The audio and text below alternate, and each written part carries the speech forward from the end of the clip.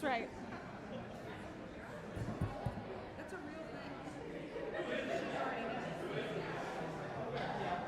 Check, check, check. We're not quite ready to start. We have a couple minutes, but if you are enrolled in Music 100A, if you are a first semester music major, you probably are enrolled in that class, then you need to be downstairs. So is there anybody here who's in 100A? This is your first meeting today and it's required, so you need to go down to 006. We like you, but you're in the wrong place. So if you're in 100A, that group is downstairs in 006.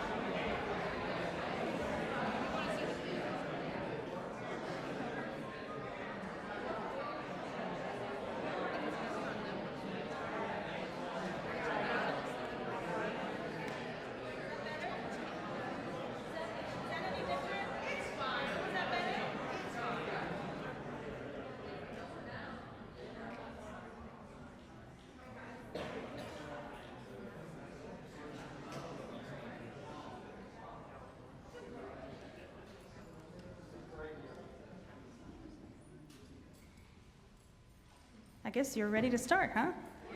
Yeah. Okay, so a few announcements quickly. First of all, once again, if you are enrolled in 100A that has the same meeting time as this class, then you really need to be downstairs right now in 006. If you're not sure, check your class list. In your graphical schedule, they have the same meeting time, so you won't see it there. You have to look at the list of all your classes, and if you see 100 and also 100A, then you really do need to be downstairs. So if you're not sure, please check that. If you've already taken 100A, then obviously you don't need to go again. Hopefully, right? You don't need to take it again. Okay, so that's the first thing. Make sure you're in the right place. Let's see. The attendance. So the Carolina Card office is the busiest they've ever been, with so many new people on campus and printing new ID cards, and so they have not been able to fix the card readers, and both of them are not working today. So what we're going to do instead is, I hope you saw on the way in that QR code and scanned it, and you can just wait until the end of class to fill that out with your name. If you've already done it, don't panic, it's okay. As long as I have your name, I would rather see that you were here until the end. That was the idea. So if we have to do that again, scan on the way in and then fill it out as you leave. Anybody have questions about how to get counted present today? Anybody have questions about Blackboard or anything else? All right, then we're ready to start. So please welcome, you may already know, Dr. Schlegel, Professor of Music Education.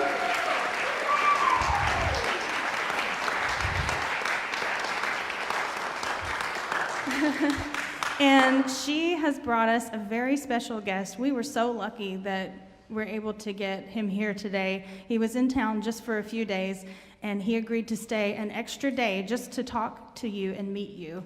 This is Dr. Roy Ernst. He's the Professor Emeritus of Music Education from the Eastman School of Music. Maybe you've heard of it. And he has just, I'm not sure where the topics are going to go today, but there's so many great things that you can talk about. And I think that they want to open it to you for questions as well. So as we go, if you do have a question, feel free to raise your hand and I'll bring the microphone to you. And we'll definitely leave some time for questions at the end. So please welcome Dr. Ernst.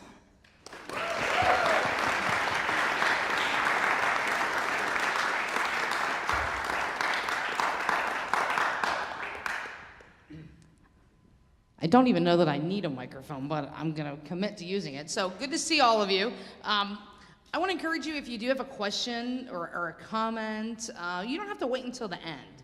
Too often on a Friday, your brains are filled with so many things, and when the thought comes in your head, just ask the question. Don't wait till the end, because the thought might leave. I think it's important that you get an opportunity to hear from Dr. Ernst, because when someone has been active in the music industry for 63 years, this is a person who, Roy, you wouldn't call yourself retired, would you? No. No, not at all, right? You might not be drawing the same kind of paycheck that you had before, and your schedule during the day might be different. But you're doing a lot of things. Nobody pays me anymore, but I'm as busy as I've ever been in my life. But you get to choose how you're busy, Right. and that's the fun That's part true. of your life. So, okay. Well, right, and one of the things that I always talk to students about, and some of you have to hear this twice in 1 week, so I often will talk to the kids about why I'm in the room. Why do I identify as, why am I a musician?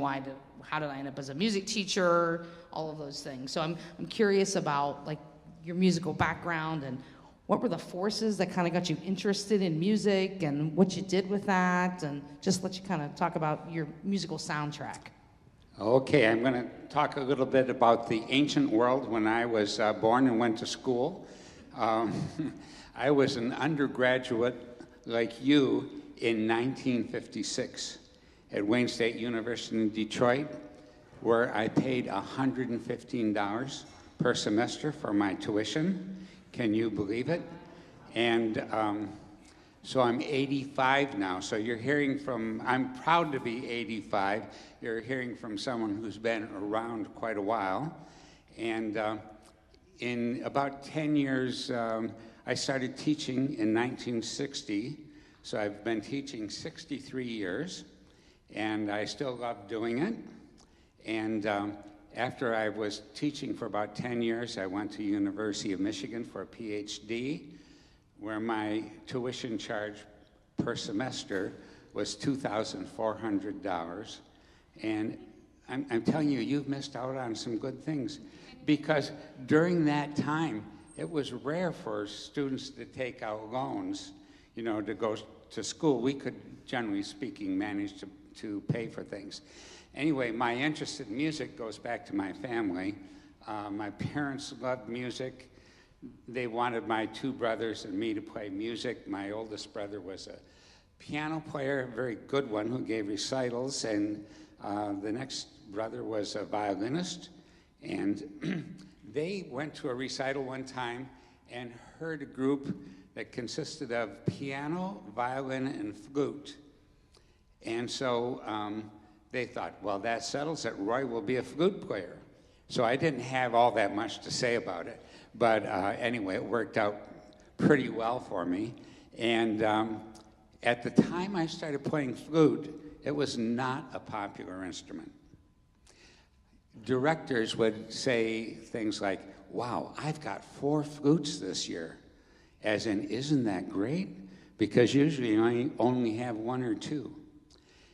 Well, flute became a very popular instrument, mainly because of jazz players.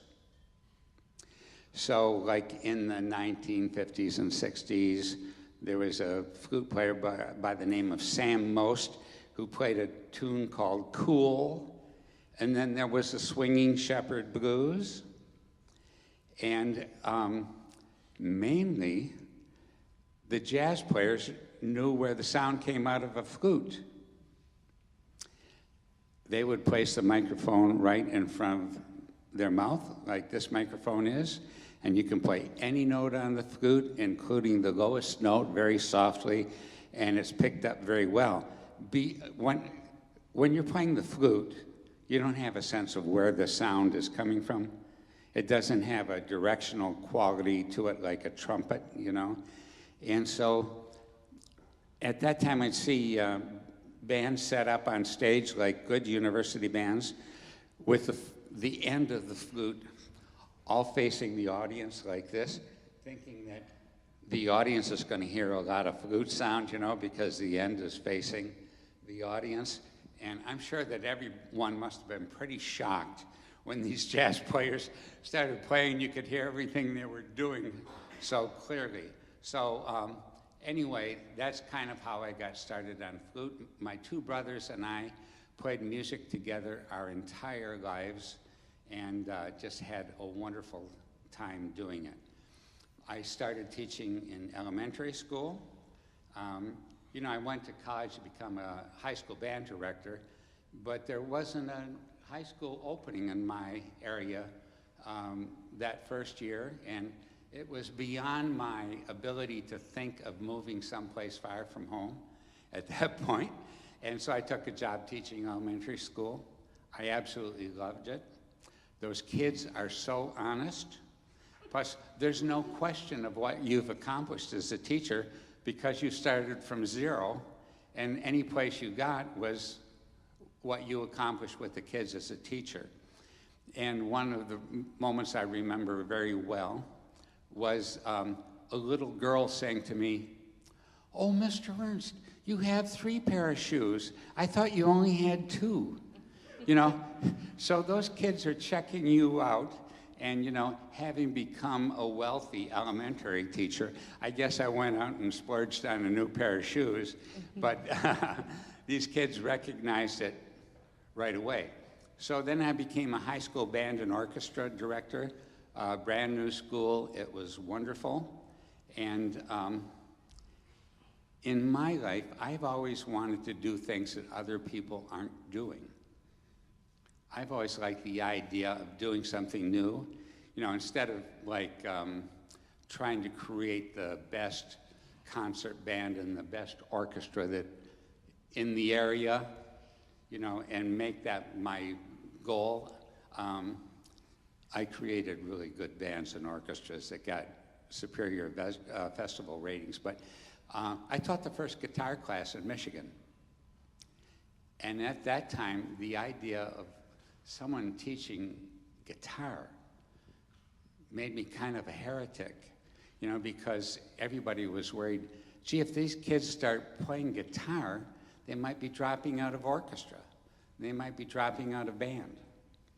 Well, they didn't do that, but here's the special thing. I didn't know how to play guitar. So here I am teaching a guitar class, the first guitar class in Michigan. And I told the kids, I'm going to be learning along with you. And some of you are going to pass me. Maybe you all pass me. That's all right, but no one else will do this, and I'm doing it. So if I don't do this, you don't get a chance to do this. So, having kids see their teacher as a learner is a good condition. Just be honest about it, that you're a learner. It would have been a disaster if I tried to pass myself off as a good guitarist, who was teaching this class, which very clearly I wasn't. But one of my favorite memories of teaching came from that guitar class. There was a kid in that class who was really a greasy kid. Probably that term hasn't been used for years, but that's what comes to that's what comes to my mind. He was the kind of kid who'd been stepped on by every teacher in the school pretty much, and was kind of felt like a real outcast. But he came to school because he wanted to be in that guitar class, and he could already play some guitar. So I found out that he could play bottleneck guitar. So I said, Ed, I want you to teach the class and me how to play bottleneck guitar. So here's this kid who's been stepped on by almost everyone, teaching me and teaching the class. And the vision of that kid being in this completely different position where he was appreciated for something instead of being put down for things constantly was like really, really one of the precious moments of teaching for me. And I've had a lot of very, very good moments. Well, I went to University of Michigan part-time to get my doctorate. I had a family, so I needed to have money while I was going to school. And so I taught half-time at the high school and went to Michigan to complete the residency requirement. And I remember my advisor saying, Roy, you look so tired. And I thought, if she only knew what was going on. And this was during the time when there was a lot of anti-war protests for the Vietnam War. I mean, kids were taking over campuses and stuff like that. So I'd go to Michigan for my graduate classes and come back to the high school to teach classes. Kids would say, wow, what's it like on campus?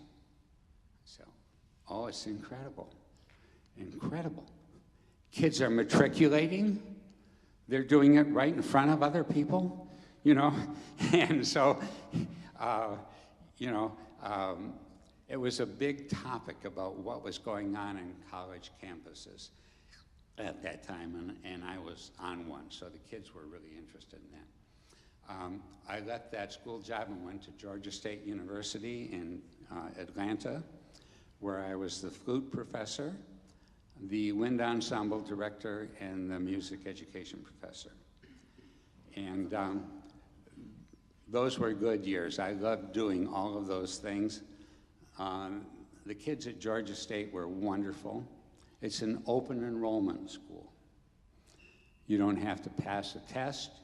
You don't have to worry about your application. If you want to come, you get a chance. If you can do it, great, and if you can't, you wash out. So I had a lot of wonderful students there and liked it very much. I was offered a job at the Eastman School of Music and took it, and spent 25 years there. And again, I was interested in doing new things that other people haven't done. I started an organization called the Aesthetic Education Institute, which was for all kinds of classroom teachers. They would come to Eastman during the summer and have classes with very prominent artists who would then go into their classrooms to teach a section on their work during the year. That was one of the new things that I did while I was there. And then I started a program called the New Horizons Band. I was seeing friends of my parents who were retired at that point, and their lives didn't seem very interesting to me. You know, at that point, it looked to me like people retire, watch television for a few years, maybe get in a few rounds of golf, and they die. You know, and which is quite an oversimplification. But you know, if I talk to people, they always wanted to talk about the past. And what are you doing now? Well, not so much. What are you looking forward to in the future? Well, not so much. And so I thought, wouldn't it be great for these kids to be in like a band or orchestra and have that experience that high school kids have? You're in a group, you have friends in that group, you're working towards new activities, you may be looking forward to a concert, maybe going on a trip with your band, maybe going to a music camp. I thought, that would be so healthy for these older people. And so I talked to a lot of my friends about it, and one of them said, Roy, I'm on the board of the National Association of Music Merchants. That's an organization that consists of all the manufacturers like Yamaha, Casio, all these big organizations belong to this. He said, if you want to do that, I can probably get you a grant. He got me a grant. I did it. I started this program, and at that time, it was widely believed that you have an opportunity to start on an instrument in elementary school, and if you didn't do it then, you missed your chance. Too bad. There's a wide belief that that adults could not learn to play an instrument and read music. That never made sense to me, but it was out there. So I started this program that didn't have a name. A reporter talked to me before the program started and said, what are you expecting? I said, well, there's no track record, but I would be happy if 10 or 20 people signed up for this. Well, it turned out about 30 or 40 people signed up for it. So right away it was labeled a huge success. And it occurred to me that there are some times in life when we can define ourselves as success or failure depending on what we say. For instance, if I had said, you know, this is a very musical city, there ought to be at least 80 people show up for this, then right away everybody would have been saying, well, this isn't getting off to a very good start. I don't think this is going to work. So anyway, we started. Most of the people were beginners.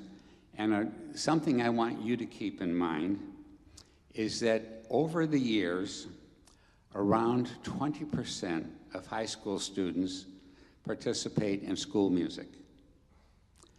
That means that about 80% of the population needs beginning instruction if they're going to be able to play in a band or orchestra. So I had this informational meeting for people who were interested, and some of the people had interesting stories. I remember one person who said, it was time for elementary kids to start in the band, and this kid wanted to play trumpet, and his dad said, I don't have any talent, your mother doesn't have any talent, you don't have any talent, and so forget about getting a trumpet. Okay? So this person lived with those scars all these years, and now at the age of 70 or so, despite that, he says, I don't know if I can do this or not, but I want to try. And I heard from other people who said that they were in a general music class, and the music teacher said, move your lips, but don't make any sound. As in, I don't like your voice and you don't sing in tune, and so don't spoil our performance by trying to sing. So that leaves lifelong scars, and those people wanted to give it a try. So we started. It was so much fun. I've never had so much fun, partly because the expectations could not have been lower. You know, I mean, they thought, we can't do it, you know, just making a sound, but my God, it's an awful sound, you know. How is this ever going to become music? You know, so like when we played the first song that was recognizable, it was, their attitude was like, oh my God, listen to us. We did something incredible. You know, we played that song and it was recognizable. You know, so it is wonderful to have low expectations. But a few months after we're going, a reporter from the New York Times comes out to do a story. And why are they there? Because this is new. This is a program for retired people. So here I am in the music education department getting a story in the New York Times that almost all my colleagues at Eastman would have died for. And here it just came to me. After that article appeared, all three television networks, there were 3 television networks at the time, ABC, NBC, CBS, that was it. They all wanted to come and do a story. I said, you can all come, but you can't all come at the same time. You know, I don't want cameras all over the place. And they had seen a little video that I was able to put together. At that time, we're talking 1991 now, not many people could edit video, but I could. So I put together a little video clip of someone starting on their music, on their instrument, what happened to be a trumpet, and making the sounds that beginners usually make, and then 3 or 4 months later, playing songs, and this person was really obviously loving it so much. And so the NBC Today show said, that's what we want to do. We want to come out and get that story. And I said, I can't let you do that. The reason I can't let you do that is because the main goal for this program is to support the good mental health of the people involved. And the thought that someone might play their beginning notes and know that the entire world, 3 months later, will see their progress or lack of progress, I think would be pretty stress-inducing for most people. So I'm not going to let you do that. What you can do is come out and take people starting on their instruments, and you can come out 3 or 4 months later and ask people if they would like to play. I'll ask people if they'd like to play for you. And if someone says yes, you've got that story. And if they say no, you've got a different story. Well, they went along with that. And so they came out for the second videotaping and said, would anyone like to play for the Today Show? Oh, yeah, you know. So hands went up, and I saw the makings of a trio. I put together a little trio for the Today Show, and they played. It was wonderful. And so we had a story that played around the world on NBC. So when you do something new and different, it attracts attention, and you get a lot of nice publicity for that. And that was certainly true of that program. There were other things.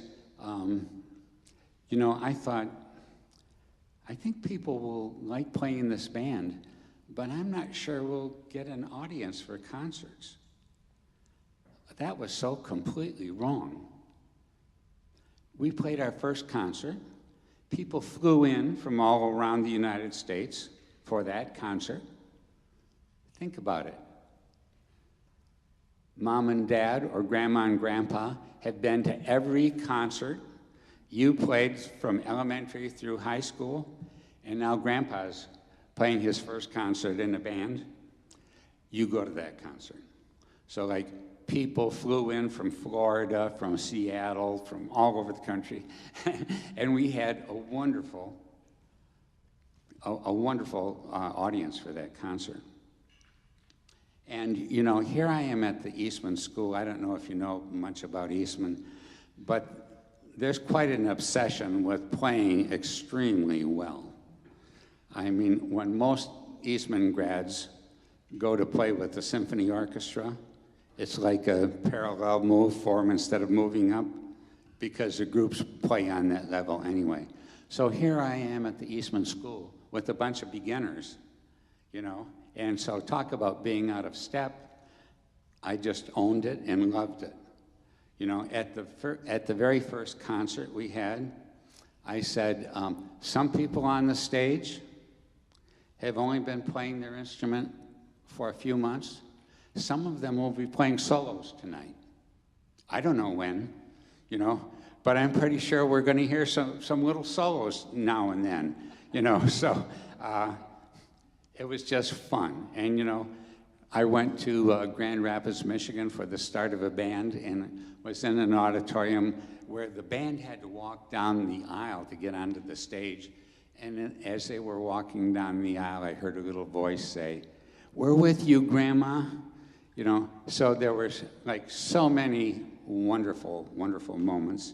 Now, that organization, that start, has developed into more than 200 bands and orchestras in the United States and in several other countries, involving more than 10,000 people at a time. And at this point, it's been going for 30 years. So I'm pretty sure that, you know, most of the earliest players are now deceased. So it's served far, far more than 10,000 people and continues to do so. So now I'm off on something else that no one's doing. I am in the process of starting bands for veterans. And the reason I want to do this is because some veterans come back from the war and life is good. They go on to have good careers, start businesses, have families, and have great success. Other people, probably because of the atrocities that they've seen and maybe created, come back and they are shattered. They cannot adjust to their new civilian life. They don't feel that they have a future, that they belong to anything. And 22 of them commit suicide every day. 22 veterans are going to commit suicide today. Okay. So I think that being in a band, and it is going to be a band in this case, they all know how to march, you know? And so being in a band will be enormously helpful for these people. They will feel that they belong to something. They have new friends. They're thinking about the future. We've got a concert coming up. I've got to learn to play my part better. I've got to be rehearsing with this group so the whole group gets better. They might be thinking, oh, I'm going to go to a music camp now that I can play a little bit. You know, so they have this future to look forward to. And I think we're going to be able to reduce that suicide rate for some people. So I'm talking about doing something to save lives and to make life better for people. That's what I'm involved in right now. And by the way, I consider that my whole life has been about service. What I've cared about all the time, still care about, is serving other people. I like to be a useful person if I can, you know, and I've never been obsessed with making money. I've had enough money to live comfortably, you know, but it's not a main goal. And, you know, I've told my own children that the best thing is to not need a lot of money. Live modestly and you'll be happy. Live extravagantly and you'll probably struggle, you know. So that's kind of where I am. And the first veterans band started in San Antonio at the University of Texas in November. It got off to a great start. The conductor of that band is a retired commander of the United States Air Force Band of the West, which is located in San Antonio. So talk about a person with really big creds, you know. And I'm happy to say that there are going to be 3 bands that are part of this model program. And one is going to be right here. And Dr. Schlegel is the person responsible for getting this started, although she's not going to be the director of the band. The director of the band will be a retired veteran with very good background in music education and very good military experience. So that band is going to have its first meeting a week from this Saturday. The 9th. Yeah. And so I'm really looking forward to that. So my plan is that we will create 3 models. The other model's going to be in San Antonio, or in Tampa, Florida, near where I live now. And we're going to create 3 models, give them a lot of visibility, give them a lot of PR, and try to get big money from the government someplace. The Veterans Administration offers grants for suicide prevention. And if one of these bands gets a grant for suicide prevention, then it will explode all over the country. There will be thousands of veterans playing in bands around the country. And so that is what I'm working towards now. We have a very good start on it. And so it's kind of the pattern I use for New Horizons. I started the model. I created the model. You know, in the academic world, there's a tendency for most people to do research on a topic and then say, and that's what all of you people should do, even though they're not doing it themselves. And my attitude is, if I've got something that I think everybody else should do, I should do it myself first and also create a model for other people. So I created a model at Eastman for the New Horizons Band. A few years later, the National Association of Music Merchants said, what should we do next? And I said, we should start bands in other locations. We did. We started in 4 other locations. They were all very successful. And I want to take a small step back for a minute and say, you know, when I started the first band in Rochester, there were people who said, I want to play the cello. I want to play the violin. And I said, we're going to have an orchestra. We are starting with the band. Give us a few years and we'll start with an orchestra. We can't do everything at first. A few years later, we started an orchestra, and there they were. Yay, we're finally getting started. And so they're very good New Horizons orchestras now. Some of my string teacher colleagues said, well, you can do that with the band, but I don't think you can do it with an orchestra because strings are so much harder, you know. I said, well, consider this. Let's say you've got a bassoon player who's playing sharp. What's the reason for that? It could be the vocal. It could be the instrument. It could be the reed. It could be the embouchure. It could be the throat opening. It could be in any of those things. You need to be able to tell that student what to do to correct that problem. Let's say you've got a cellist who's playing sharp. Move your finger down a little, honey, you know? And so, like, you know, I've never bought the idea that strings are too hard for retired people to learn to play. And indeed, there's a lot of evidence that people are starting on string instruments at retirement ages and doing very well and loving it. So it can be bands and orchestras. And most of these programs, I think I said there's more than 200, get to be very large programs. Like there's a little town in Ontario called Peterborough. It's about a quarter the size of Columbia. They have a New Horizons program with more than 200 people in it.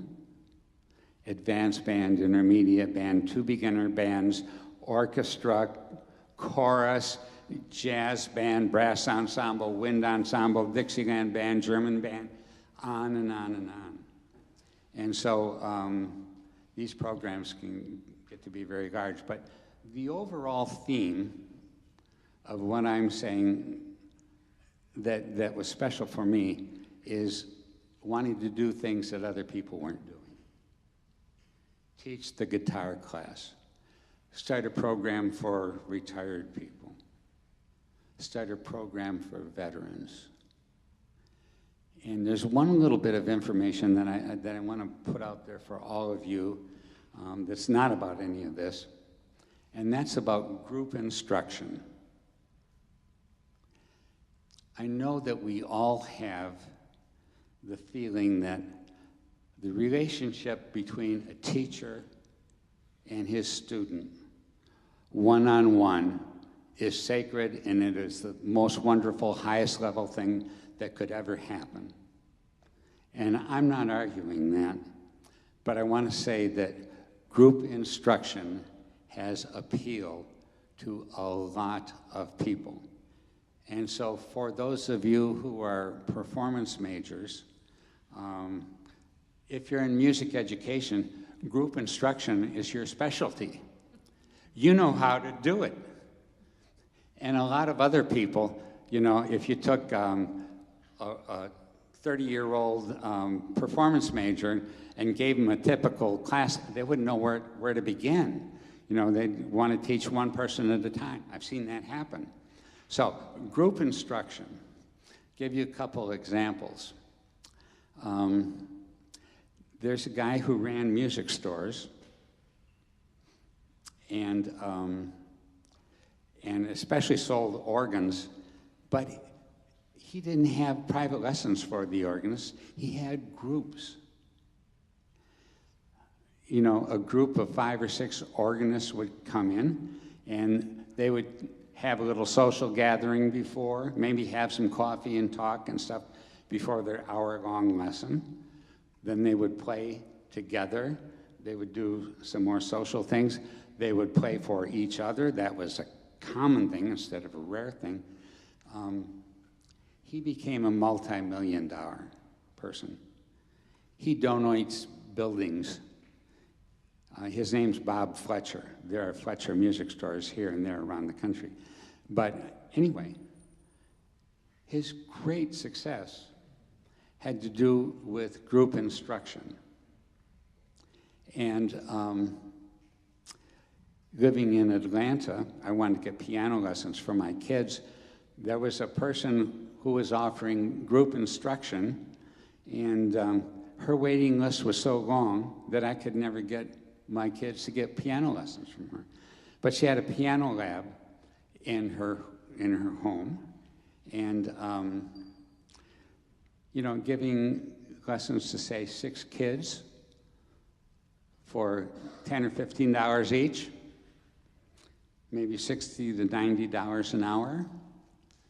If you're thinking about how you're going to support yourself after you graduate, do consider group instruction as part of what you do. I'm told that group instruction is far more common in Europe than it is here. And my instruction, I've done some, well, of course, I do group instruction all the time, but on like instruments, picture this. Let's say you're taking group clarinet lessons. And the teacher says, Mary, you start at letter A and play to letter C. Wow, that was fabulous. I mean, all of this was good, this was good. Okay, Roy, you start at letter C and play to letter E. Roy hasn't been practicing. Suddenly things are on a much, much lower scale. He's not going to face that again. He's going to come to class prepared because he doesn't want to be in that position again. So you don't have to say anything about it. Kids have it. Something else I want to throw out for all of us, and this is getting scattered now.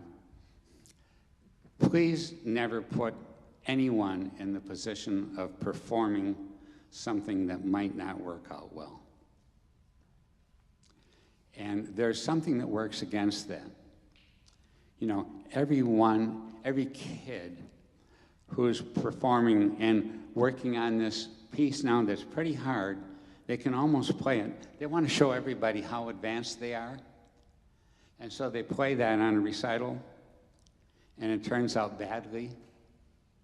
And they're deeply wounded, and sometimes they don't recover. I'll tell you one who told this story about exactly that.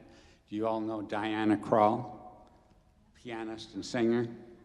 I mean, she is one of my favorite musicians. She said she was taking piano lessons. She played a piano recital. It was terrible. She never wanted to play piano again. And then she came across jazz. And you didn't have to play it exactly the same way every time. She thought, whoa, this is a new world, And so Diana Krall almost didn't make it in music because of that early experience. But she became one of my favorite musicians, and a world-famous musician. So what I want to say is, all of you are going to be making this decision at some time. So if you have a kid who hasn't performed very much, the first step is to go way back and do something definitely in their comfort level, so that the first time on stage performing is going to be a big success. And that's all the goal is to play and be successful at playing well, even though it's something you could play a year ago. And then as your students perform more and more, then that gap can close. And sometimes we still go over the edge on it, but I know that you're all going to do that sometimes, and please try to avoid hurting someone when that could be very definitely changed by a good decision on your part. Only one thing more I'm going to say, and then I'm going to stop talking. Did you think I talked this one? Yeah. She's got a. I'm doing really good at just looking at you, so Yeah, it's all good. she's got a whole list of questions. How far do you think she's going to get?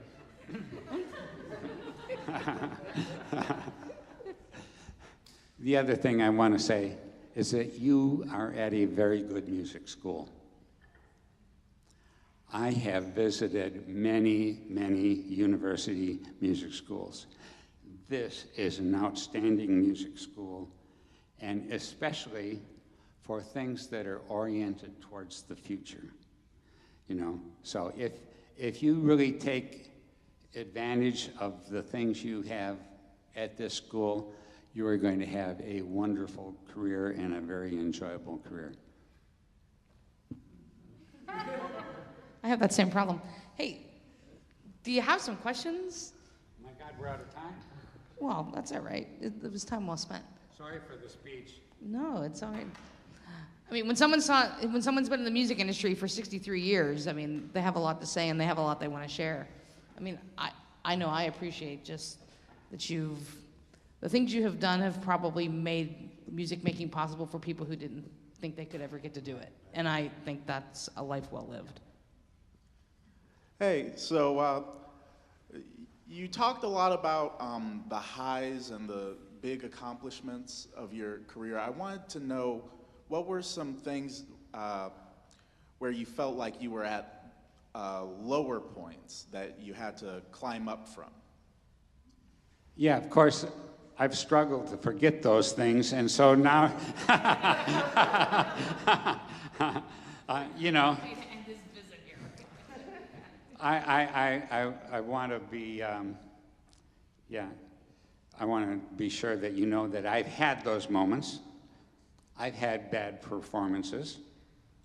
My colleagues always say, you're only as good as your last performance. You know, so if your last performance wasn't really great, then I guess that's where you are right then. So I'm talking as a flutist performing. There's some times when I haven't been happy with the performance. Sometimes as a music teacher, thinking back, I haven't been happy with my selection of music. Occasionally, I have brushes with people. I have no tolerance for being treated badly. So if anyone doesn't treat me well, they're going to be aware of that very soon, you know?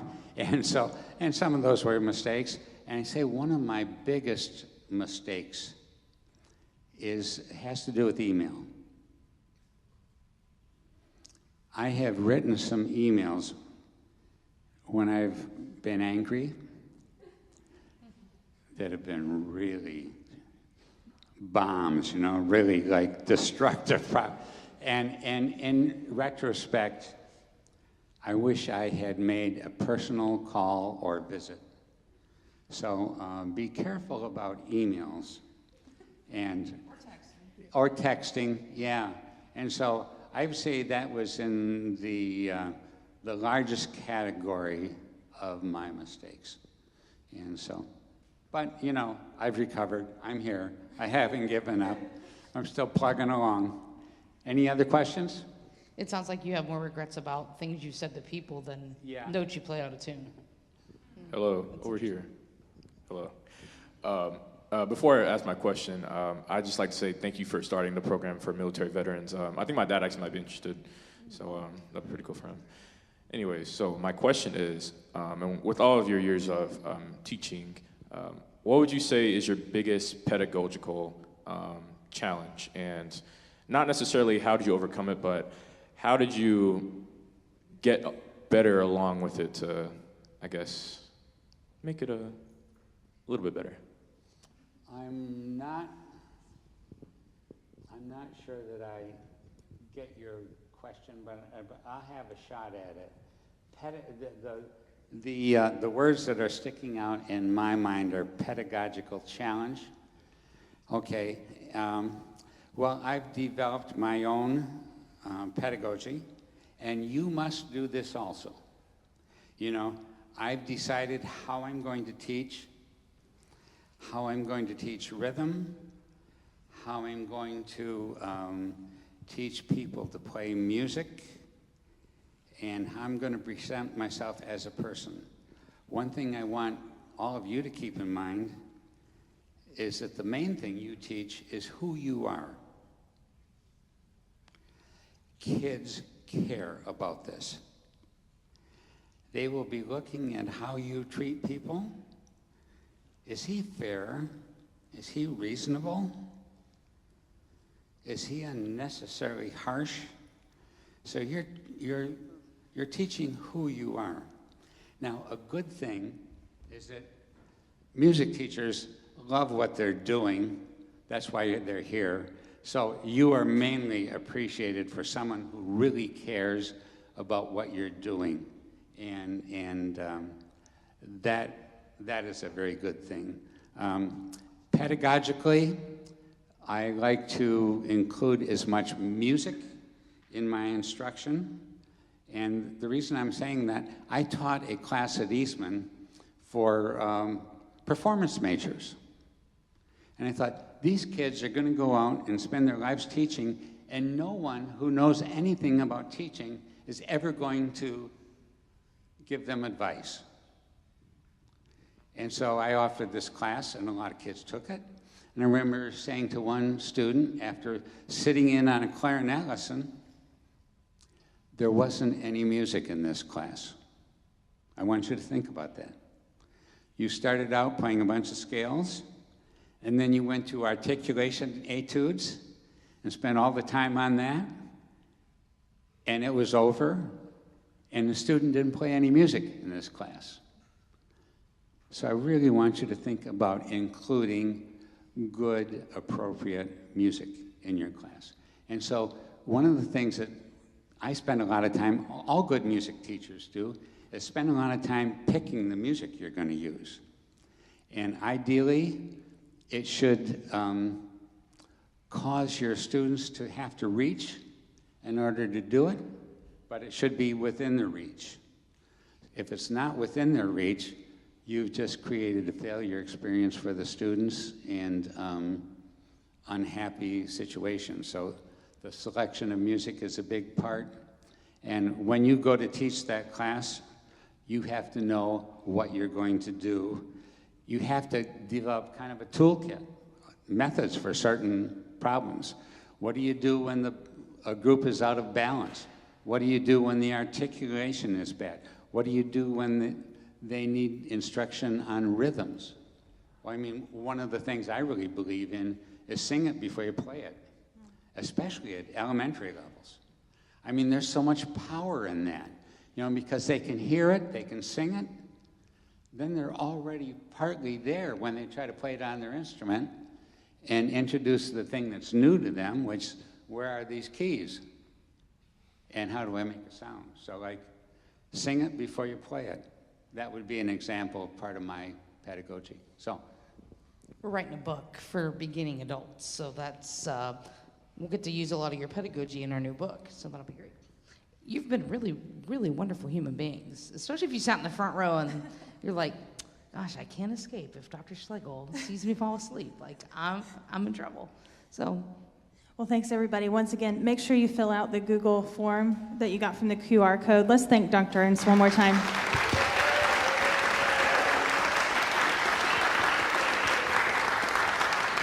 Thank you. Have a great long weekend.